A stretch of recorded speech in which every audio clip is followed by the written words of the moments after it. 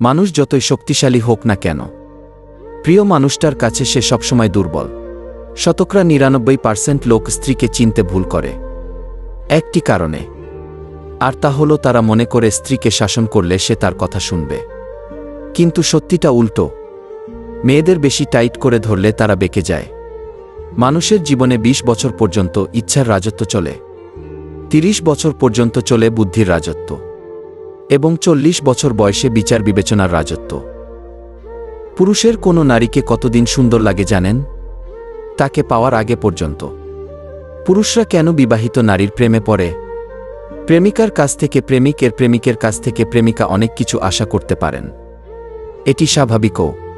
কিন্তু এমন অনেক পুরুষ আছেন যারা সম্পর্কের ক্ষেত্রে দায়বদ্ধ থাকতে চান না বা প্রত্যাশা রাখতে চান না। এ কারণে তারা জেনে শুনেই বিবাহিত নারীর প্রেমে পড়েন, কারণ তারা জানেন এই ধরনের সম্পর্কে কোনো প্রত্যাশা কাজ করবে না, পালন করতে হবে না কোনো দায়িত্ব।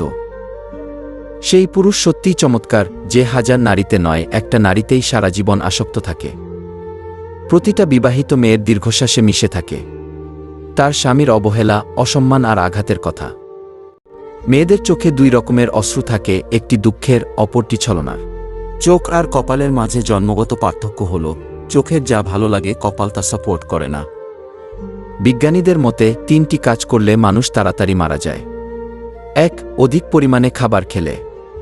২. অধিক পরিমাণে রাত জাগলে। ৩. অধিক কথা বললে। ৩টি জিনিস জীবনে থাকলে তোমার পতন নিশ্চিত। ১. অহংকার। ২. মিথ্যা কথা। ৩. হিংসা। ৩ ধরনের পুরুষ নারীদের জন্য ভয়ঙ্কর। ১. দুলাভাই। ২. দেবর। ৩. লোভী পুরুষ। কেউ অতিরিক্ত অবহেলা করলে কিভাবে তাকে উচিত শিক্ষা দিবেন জানেন? তা হলো তার কাছ থেকে দূরে সরে যাওয়া।